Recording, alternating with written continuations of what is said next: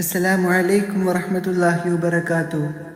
അൽഹംദുലില്ലാഹ് അസ്സലാത്തു വസ്സലാമു അലാ അഷ്റഫി റസൂലില്ലാഹ് വഅലാ ആലിഹി വസഹ്ബിഹി അജ്മഈൻ. അമ്മാ ബഅദ്.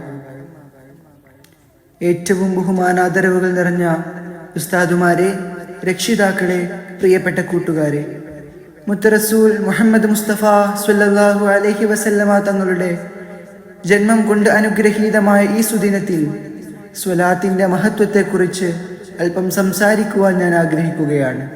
നാഥൻ തൗഫീഖ് നൽകുമാറാകട്ടെ. ആമീൻ.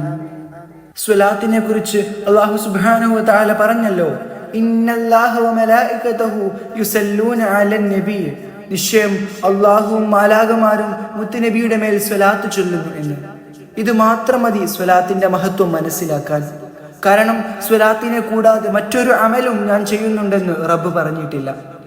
തീർന്നില്ല, സർവ്വ അമലുകളിലും സ്വീകാര്യമായതും അസ്വീകാര്യമായതുമുണ്ട്.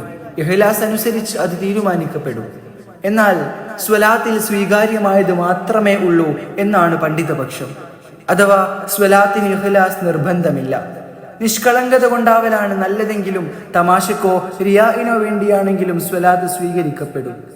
സ്വലാത്തിന്റെ പ്രതിഫലത്തെക്കുറിച്ച് ഒട്ടനേകം ഹദീസുകൾ പ്രതിപാദിക്കാനുണ്ട്. ഉഹ്റവിയായ 70% ദുനിയവിയായ 30% കാര്യങ്ങൾ സ്വലാത്ത് മുഖേന പരിഹരിക്കപ്പെടും എന്ന തിരു ഹദീസാണ് അതിലൊന്ന്. അഥവാ 2 ലോകവും വിജയിക്കുമെന്ന് അർത്ഥം. മാത്രമല്ല, നാളെ സ്വർഗലോകത്ത് എൻ്റെ ഏറ്റവും അടുത്ത സീറ്റുകാരൻ എൻ്റെ മേൽ ഏറ്റവും കൂടുതൽ സ്വലാത്ത് ചൊല്ലിയവനായിരിക്കും എന്നാണ് മറ്റൊരു തിരുമൊഴി. ഒരു ദിനം പ്രഭാതത്തിൽ പതിവിലേറെ പുഞ്ചിരി തൂകുന്ന പുണ്യനബിയെ കണ്ടപ്പോൾ സ്വഹാബത്ത് ചോദിച്ചു, എന്തേ തിരുനബിയെ ഇന്ന് വല്ലാത്ത മുഖപ്രസന്നത? മുത്തറസൂൽ സല്ലല്ലാഹു അലൈഹി വസല്ലമ തങ്ങൾ പറഞ്ഞു, ഇന്നലെ രാത്രി റബ്ബ് എനിക്ക് ദിവ്യ സന്ദേശം തന്നു. ആരെങ്കിലും എൻ്റെ മേൽ ഒരു സ്വലാത്ത് ചൊല്ലിയാൽ അള്ളാഹു അവന് 10 നന്മകൾ രേഖപ്പെടുത്തുകയും 10 ദോഷങ്ങൾ പുറത്തു കൊടുക്കുകയും ചെയ്യുമെന്ന്. തിരുനബി സല്ലല്ലാഹു അലൈഹി വസല്ലമയെ സന്തോഷിപ്പിച്ച ഈ വിഷയത്തിൽ നാം ഒരിക്കലും പിന്നിലായിക്കൂടാ. സ്വലാത്ത് കൊണ്ട് നന്മകൾ ഇരട്ടിപ്പിക്കപ്പെടുകയും ദോഷങ്ങൾ മായ്ക്കപ്പെടുകയും പുണ്യനബിയുടെ പ്രീതി ലഭ്യമാവുകയും മലായികത്തിന്റെ പ്രാർത്ഥന കിട്ടുകയും കടങ്ങൾ വീടപ്പെടുകയും മഴ വർഷിപ്പിക്കപ്പെടുകയും ആപത്തുകളെ ഇല്ലായ്മ ചെയ്യപ്പെടുകയും ചെയ്യുന്നതാണ്. കൂടാതെ മരണസമയത്ത് മുത്തുനബി സല്ലല്ലാഹു അലൈഹി വസല്ലമയുടെ സഹായവും ഖബറിൽ സുരക്ഷയും സിറാത്തിൽ പിടിവള്ളിയും ഹൗലുൽ കൗസർ പാനഭാഗ്യവും സ്വർഗീയ പ്രവേശവും അടക്കമുള്ള നിരവധി നേട്ടങ്ങൾ സ്വലാത്ത് മുഖേന ലഭിക്കുമെന്നിരിക്കെ നാം ഒരിക്കലും സ്വലാത്തിന്റെ വിഷയത്തിൽ മടിയന്മാരാവരുത്. ഒരു സ്വലാത്ത് ചരിത്രമായവരൊക്കെ ഞാൻ അവസാനിപ്പിക്കാം. പുണ്യമദീനത്ത് തിരുനബി സല്ലല്ലാഹു അലൈഹി വസല്ലമയുടെ ശിഷ്യഗണങ്ങളിൽ നിർത്താതെ സ്വലാത്ത് ചൊല്ലിക്കൊണ്ടേയിരിക്കുന്ന ഒരു സ്വഹാബി ഉണ്ടായിരുന്നു. ഏതു സമയവും ആ അധരങ്ങൾ സ്വലാത്ത് കൊണ്ട് തത്തിക്കളിക്കുമായിരുന്നു. ജൂതജനങ്ങൾക്ക് ഇതത്ര പിടിച്ചില്ല.